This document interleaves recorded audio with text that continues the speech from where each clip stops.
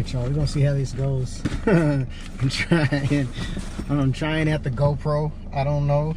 I bought one of these suction cup mounts, but it seems wobbly as crap. So, you know, I don't know how this is gonna work. I hope it works well, but you know, we'll see. And I wasn't really banking on putting it on the window either. I was kind of hoping it would fit on the dashboard, but it won't fit on the dashboard. But you know, anyhow, been getting a lot of questions lately, you know, centered around Instacart and you know, how I feel about things now versus, you know, when I started about 1.5 years ago. And you know, I think if I'm honest, I think I pretty much feel the same way I felt then. You know, I think there's a tendency for us to kind of get spoiled by a perception, you know.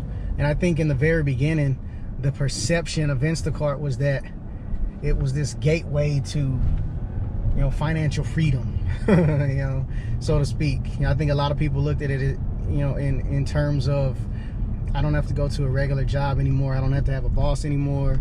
And on top of that, I can make a ton of money, you know, because I think initially, I don't know about a ton of money, but just depending on the number of hours you were willing to work in a week, I think initially you could make, you know, really good money. You know, I think at the time, Instacart was sort of advertising on their website that people were making in excess of, you know, $20 an hour or whatever, and or even more, you know. And I think numbers like that you have to kind of learn to take with a grain of salt, because it's not all the way, it's not true in the sense that if you have a traditional job and they tell you that you're going to get paid $20 an hour, that means that if you work 8 hours, you're going to make 160 bucks, you know. Instacart, there's no guarantee, you know what I mean? So all they do is they take a look at the averages, and they take a look at how much money people are making. And there's a formula that they use to determine how much money each order is worth. And, you know, that they take that into consideration, plus tips. And then they just take all of the shoppers / drivers, whatever, and then they just sort of average out the total dollar amounts versus the number of people that they have in their system, or, you know, in any given area. And then they just sort of average everything out. So it's a little bit deceiving in that regard, because I have people ask me all the time, they're just like, yeah, you know, so-and-so told me that they make about $25 an hour. And like I say, all of those numbers you have to kind of learn to take with a grain of salt, because it's not what you think. You know, if you're comfortable with the idea of not knowing, you know, it's kind of like being a car salesman. You know, you can average out your numbers if you have a really good month, and then you can go to someone and you can say, this is how much I made this month, you know.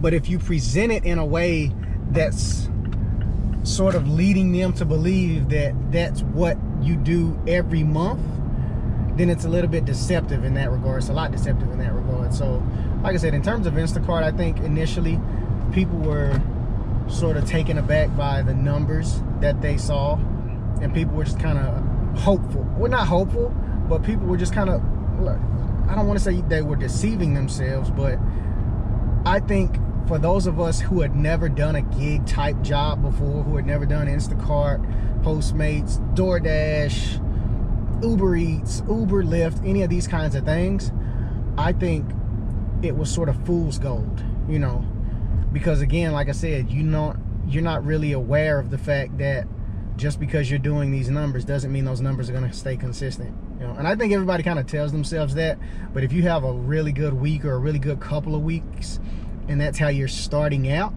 then you're just sort of operating on the assumption that things are going to stay that way. And with Instacart, that's not true. So yeah, I just think, like I say, knowing what I know now, I think that Instacart is the kind of thing that you've got to kind of keep in perspective. And it's you have to always ask yourself, why am I doing this? You know, if you're doing it just to supplement your income, if you have a full-time job and it's just supplementary income, then you're going to have a completely different perception of this platform versus someone who's trying to support themselves and their family off of this like a regular job or like a traditional job, you know. And I think when you start to have fluctuations and you start to have changes in the infrastructure, I think that it can rub people the wrong way, simply because of the fact that even though we're operating outside of the norm, for most of us, the norm is all we know, you know. And so I just think that when changes start to happen by way of the pay structure and, you know, a lot of these other different changes that Instacart has made over the past year and a half, I think depending on who you talk to, you're going to get a completely different answer on how they feel about those changes. Me personally, I just kind of try to roll with the punches, you know, and I kind of try to take the path of least resistance, I guess you could say, because for me, a big part of doing this was just removing some of the stress that came along with working a traditional job, you know, because for me, traditional jobs were always stressful, or at least I won't say always, but it got to a point of where it became extremely stressful, you know. Working for certain types of people just became something that I was no longer able to handle. And so Instacart removes that from the equation. And so for me, as long as I keep it in perspective and always remember that I'm not having to go to a situation that I hate, I'm not having to be in a situation with people that are questionable or people that are, you know, sort of helter-skelter in their own behavior and their own attitude and things like that. As long as I always understand that, then everything else is kind of secondary, you know, because I'm the kind of person that I try to figure out different avenues and I try to figure out different ways of making money. And you know, I'm trying to get to a point of not putting all of my eggs in one basket. I think that for me, you know, building a YouTube channel is a big part of that. And that's one of the reasons why I'm trying to grow the channel, is because I do want to get to a point of being able to be self-sufficient in that regard. Because within, you know, with YouTube, you make videos, and as long as you are consistent with it, when you get to a point of being able to make money, then it's sort of on you. You know, YouTube's made their changes over the years and all of that, but at the end of the day, you're in charge of your destiny, kinda, you know. And it's a little bit the same with Instacart. So yeah, that's just, you know, sort of how I feel about that. Okay, I just think it's one of those things that you have to kind of keep in perspective. And I just mean like Instacart in general. I think it's just something that you've got to always sort of remind yourself, because it's the thing, one of the important things to remember with any job is that it's going to come with a set of adversities, you know what I mean? And so like if you work a traditional job, it's going to have its pros and its cons, and it's the same with any gig type situation. So, you know, I think with Instacart, it's so new that, you know, kind of like I said in, you know, a second ago, I think people were sort of spoiled by the perception, and I think once reality set in, it sort of rubbed some people the wrong way. And all I mean when I say that is, you know, there's been a lot of change, and some people are okay with change and some people aren't. And I think personally I'm okay with change, just because, like I say, it's just something that you sort of learn to deal with. So if you're out there and you're thinking about doing Instacart, you know, like I've said before, I definitely say give it a shot. You know, if it's something that you're thinking about doing just part-time as sort of supplementary income, I definitely recommend it, because, you know, it beats going and you know, working in a restaurant, or you know, just from a flexibility standpoint, especially now, because they've over the last couple of months they've implemented it's a thing that's sort of make Instacart more similar to Postmates or Uber Eats or DoorDash or any of those, wherein all you have to do is get onto the app. As a matter of fact, you don't even have to get onto the app. You just turn on your notifications, and they will just throughout the day shoot you orders, or batches, or what they call them, and they'll say, you know, these batches are available, you know, would you like to take one of them? And you know, like I say, from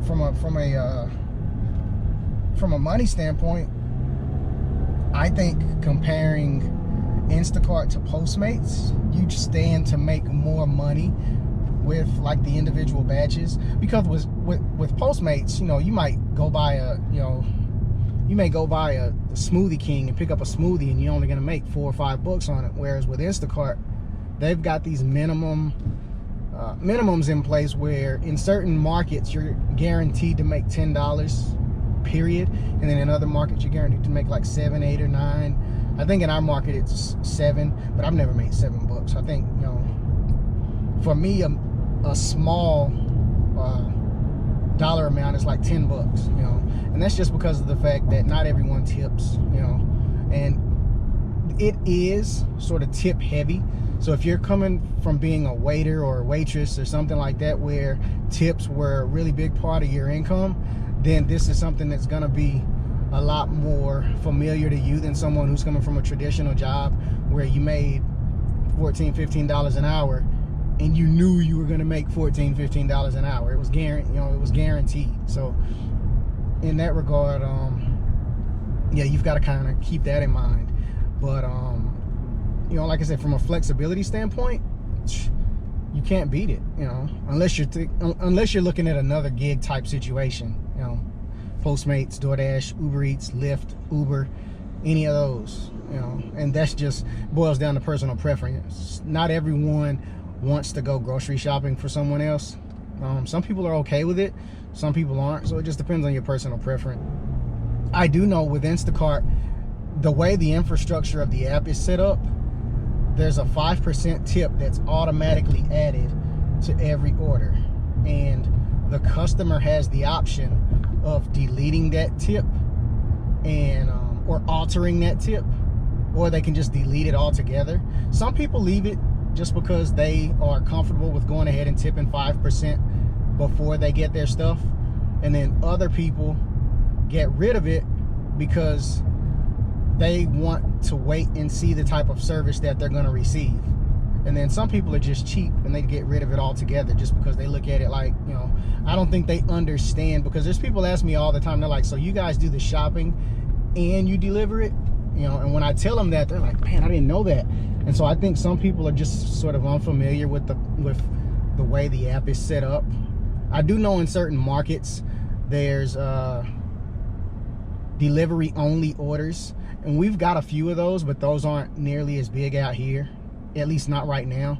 And you know, for those, it's more like tipping the pizza delivery guy or something like that. But just in my own way of thinking, the ones that aren't like that, the ones that are more you know, where someone's gonna have to go and do the shopping for you, me personally, whenever I do use Instacart, because I've used it on occasion, whenever I do, I make it a point of making sure I tip the guy, you know, at least $5 or $10, you know. That's just, you know, how I am, just depending on the amount of stuff that I get. You know, me personally, if I get, you know, $100 worth of stuff, I'm gonna tip you $10, just because, you know, you saved me from having to go and do that, and to me, that's valuable. You know, some people don't see it that way. They look at it like, well, you know, you're delivering it to me, and I don't think they understand the amount of work that goes into delivering an order. You know, and then too, like I said, some people just aren't big tippers. Some people just are cheapskates. You know, and you kind of have to be okay with that. Yeah, I mean, kind of getting back to, you know, the main point of the video, do I think Instacart is worth it in light of the fact that they've made a lot of the changes? I'm gonna always say yes. You know, simply because it's keeping me from having to do something that I don't necessarily want to do, you know, which is work a traditional, you know, 9-to-5 job. I don't want to do that, you know, just because I have a lot of different, you know, a lot of different feelings and a lot of different emotions around, you know, that type of a situation, you know, because I've had some bosses who were less than ideal, and I just don't have the desire to step back into that type of a situation. So, you know, for me, Instacart, you know, or any of these types of situations are definitely worth it, because they keep me out of doing something that I don't want to do. You know, is Instacart my ideal job? Of course not. You know, like I say, Instacart's not the end goal. It's a means to an end. you know, Instacart allows me to make these videos. You know, I'm actually on a delivery right now. And so if I were working a traditional 9-to-5 job, I couldn't be filming this video right now. So Instacart just gives you a lot of different flexibility, and it allows you to do things that you might not otherwise be able to do. Some people have jobs that, you know, allow them to do stuff like this. I didn't, and I haven't in the past. So that's something that I sort of take solace in, and it's something that's a really good sort of perk, you know, of the job. So as far as the changes go, I mean, I think the biggest change has been the infrastructure as far as the pay structure. You know, before they had a formula that they used, and I think I've talked about it in past videos. It was 40 cents per item plus roughly $3 to $4 plus tip. So let's just say they ordered 40 things. That's 40 times 40 cents. That's $16 plus, let's say $3 is $19 plus tip. And if they ordered 40 things, chances are it was over $100. So let's just say they tipped 5%, so that's $5. So what's that? 16 plus 3 is 19 plus 5 is 24. So you're on an order like that, it would probably take you about an order from start to finish. Probably take you about an hour from start to finish. So on something like that in the past, you'd make $24 just off top. Now it seems like on orders like those, you're making more in the vicinity of like $14, $15, $16. And initially that was sort of a hard pill to swallow, but again, it's just something that I've kind of learned to roll with, because sometimes it does average out. You know, there are orders that before we would have made a lot more money, and then there's orders that before we would have made less money and you make more now, because they've started to implement this heavy, I think they call it heavy pay or something like that. Like if you go to Costco and you got to pick up a bunch of waters, before, if you picked up 10 cases of water, that was considered one item. So you were paid 40 cents for that. Whereas now they take that into consideration, and you're probably gonna get, you know, 15, 20 bucks on something like that. So like I say, it averages out, you know, and you know, like I say, it's got its pros and its cons. Me personally, I pay attention to the pros a lot more than the cons, because it's just something that I really do enjoy doing for the time being. Like I said, it's not the end goal. I've got other things that I'm working toward. So yeah, I just got here to the first delivery point. I'm gonna go ahead and shoot them a text and let them know that I'm here. All right, y'all. So, I mean, I just think that with Instacart, you have to, you've got to be flexible, and you've got to be receptive to change. And I think as long as you are those two things, then you'll be fine. You know, if you're the kind of person who wants definitive structure, and who starts something and wants it to sort of stay that way, then Instacart might be a little bit more challenging for you. And I'm not saying that you can't do it, because I think that we can do anything we set our minds to, but it may be a little bit more problematic, simply because of the fact that the nature of something like Instacart says that there's gonna always be change, and you're gonna have to always sort of make adjustments accordingly. And I think if you're okay with that, then I think you can do fine. I don't think you should plan on getting rich, because you're probably not going to. But in that regard, I do think it's important, if at all possible, to try and make sure you're working in zones that are lucrative zones. And all I mean by that is Instacart is broken down into areas, and they consider those areas zones. And the zone is what you're gonna have to, is what you're gonna work when you actually start to do, you know, when you actually start to process batches or whatever. Batches are what they consider orders. So when I say orders, all I mean are batches. But when you start to actually work and do these things, then you're gonna work in what they consider to be a zone. And I think it's important to try and take a look at the map first of all. You know, once you've done all of your early stuff in terms of getting your card back, your Marquetta card, and getting your lanyard and all of your stuff from Instacart, you know, And once you've actually signed up on the app and gotten everything set up that way, and gotten the email back or whatever from Instacart and saying that you're approved to go ahead and start, then I highly recommend kind of going on and just playing around with the app, study the app, learn the app, because the zones are going to be pivotal to your level of success. And I say that because of the fact that there's certain areas, I mean, we all know it, there's certain areas in towns or cities that are more lucrative, and that's just because of the fact that Instacart is something that you have to pay for on the consumer side. And so certain people are going to be more willing to pay for someone to go shop their groceries and deliver them to them than other people. And you know, if you're in an area where there is a lot of potential for someone to want to utilize the service, then you're naturally going to have more success than someone who's in an area where people aren't as likely to utilize the service. So always keep that in mind, because I think that that's something that some people don't really think of, and they don't even really consider that. They say, well, I'm not getting any orders, you know. It's kind of like, you know, anything else. You know, it just, you kind of have to put yourself in the best possible position. And I just think that if you can work in zones that are lucrative, try your best to do that, because that's going to be pivotal to your success. Change, like I say, the pay structure seemed that, you know, they've changed it like 2 or 3 times since I've been doing it, and I've been doing it for about 1.5 years. There's other people that have been doing it a lot longer than I have, and they can sort of speak to how it used to be in the very beginning. But I do know that there used to be a formula that they use, and they don't use the formula anymore, so it's a lot less transparent how you're making the money. And so for some people, that in and of itself is problematic, because of the fact that before you could actually see exactly how an order's value was determined, whereas now it's a little bit more it's a little less transparent, a little harder to figure out. But there's pros and there's cons with that too, because there's times when you're going to make more than you would have previously made, and there's times when you're going to make less. So like I say, just always be okay with that. Always be okay with flexibility. Always be okay with change. And just ask yourself, if you weren't doing Instacart, what would you be doing? You know, would you be slaving away at a job that you hate every day? Well, working with people that you're not really fond of? And I say that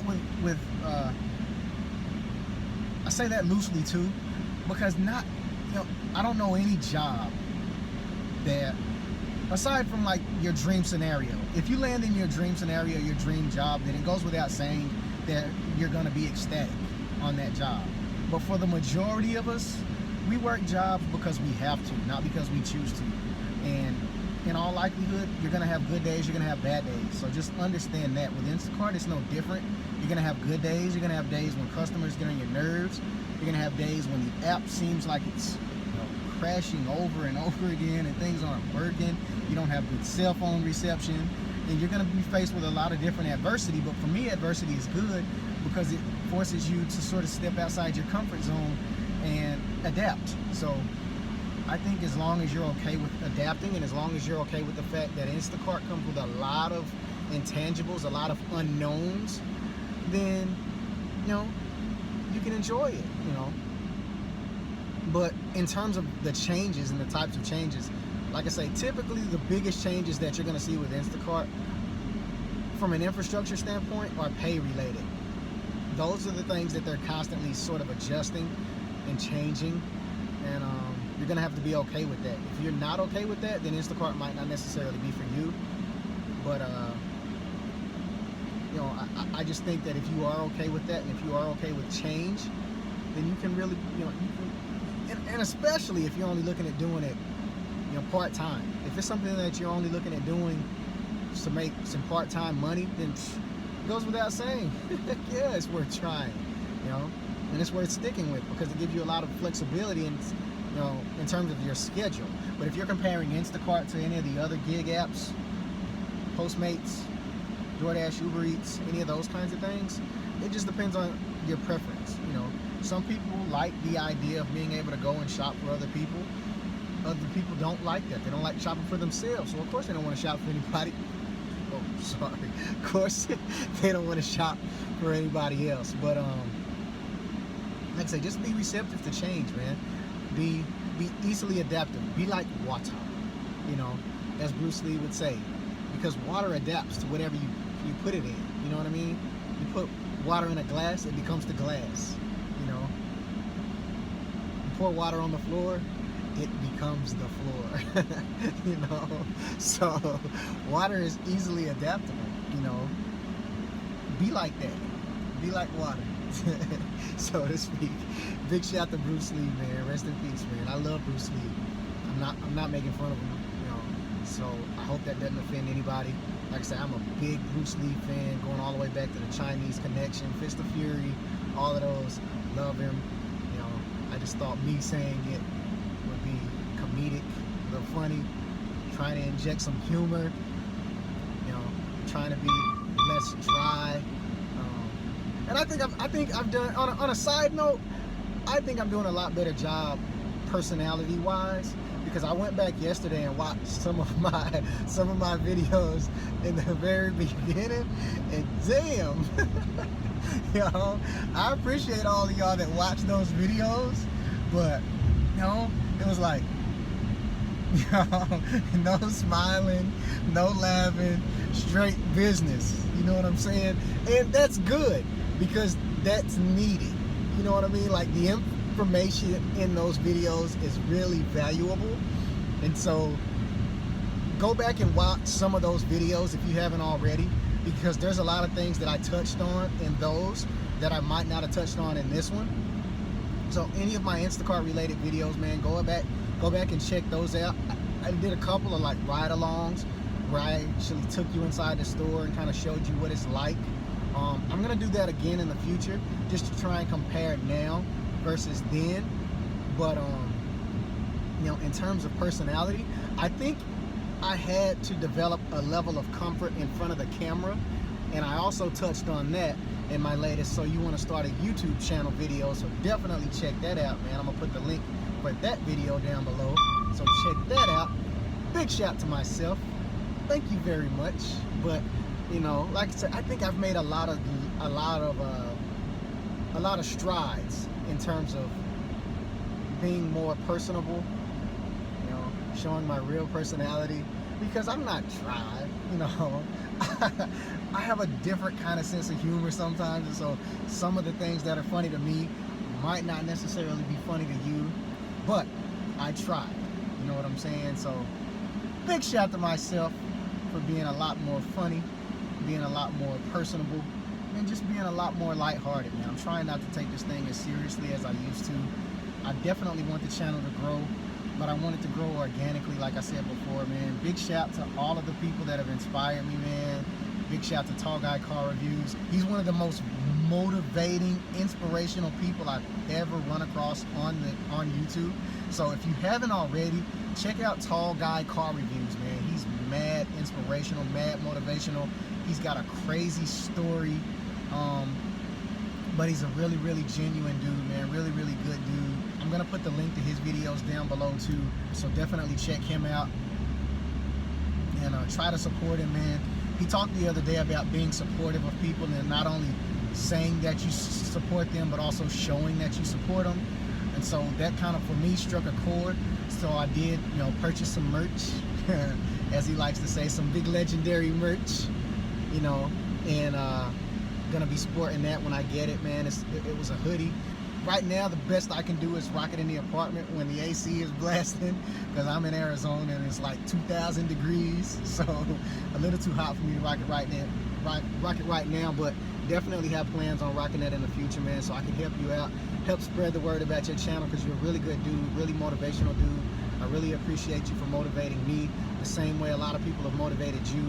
You're one of the reasons why I chose to start a YouTube channel, because I figured, and I don't want to say if he can do it, anybody can, but you just showed me that it's possible, you know. And not only did you show me that it's possible, you showed me that it's possible to have a successful channel without all of the gimmicks. And I don't mean to throw shade at anybody, but there's a lot of people that have spent a ton of money on camera equipment, that have spent a ton of money on hiring like outside cameramen, and you know, they've bought the latest updated software, so they're really good at like editing videos and putting a lot of cool shots. They go out and buy drones, and no shade at all, because I want to build up to that, you know, because I do want to be able to put together like really high quality cinematic videos. But Corey showed me that it doesn't take that in order to build a successful YouTube channel. You know, all you have to have is the desire and the work ethic, and you can do it. So thank you for that, Corey, man. I really appreciate you, brother, man. Hopefully one day we can get together and kind of collab. I'm in Arizona. I know your brother's here. Big shout to Jeremy Barrett, you know what I'm saying? He's also a YouTuber. Big shout to your brother in Minnesota, the police officer. I think his name's Derry. He's mad inspirational too, man. He's doing his boxing thing. He's also got his YouTube channel, man, Life of DNA. So go ahead and check him out. So like I said, man, definitely check out all those dudes, man. Big shout to all of y'all for inspiring me, man. I'm trying to do it the way y'all are doing it, man. I'm trying to grow the channel as organically as I can, as organically as possible. And I really appreciate all of the support that's thrown my way. If you go and check out any of my videos, definitely go ahead and hit the subscribe button. I would prefer that you would come back and continue to watch the videos, because I do try to make content that's helpful and beneficial. But if it's just not your cup of tea, then I don't have a problem with that. But that shouldn't that shouldn't stop you from hitting the subscribe button, man, because it really does help us out a lot, man. When YouTube changed the requirements to where, in order for you to be able to have your videos monetized and make money with the platform, you've got to have a certain amount of watch hours and a certain amount of subscribers. It sort of changed the game, but I think it changed the game for the better, because it sort of weeds out those who aren't really serious about YouTube to begin with. And so it's beneficial in that regard. And like I say, I'm really hopeful that in the next couple months I'll be able to get to that 1,000 subscriber threshold.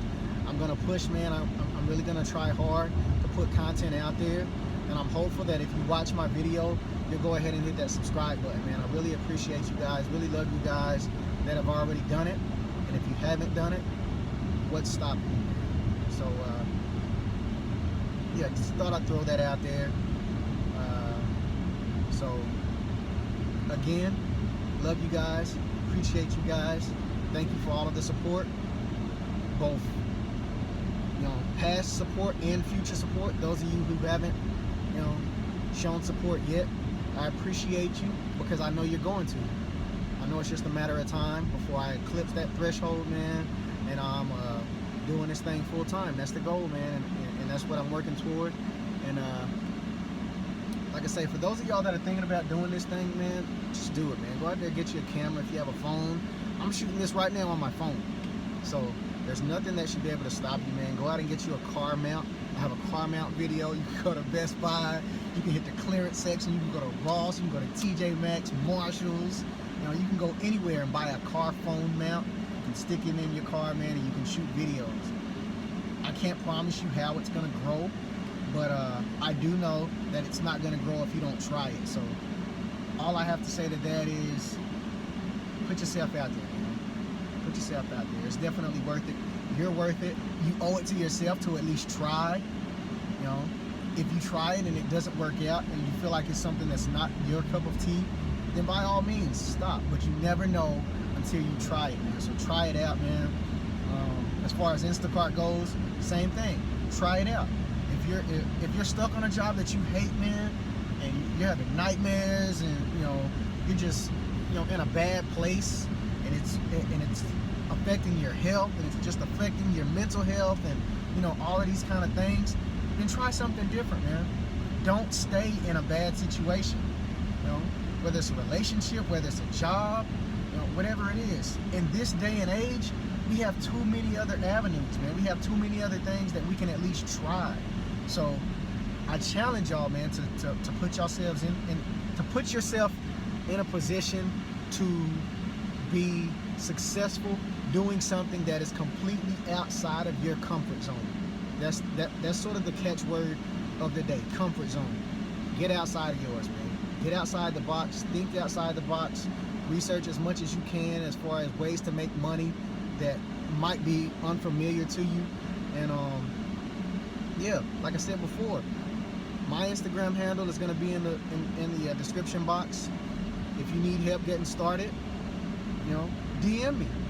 We can do this thing together, man. We can bounce ideas off of each other, because I want everybody to be as happy as they can be.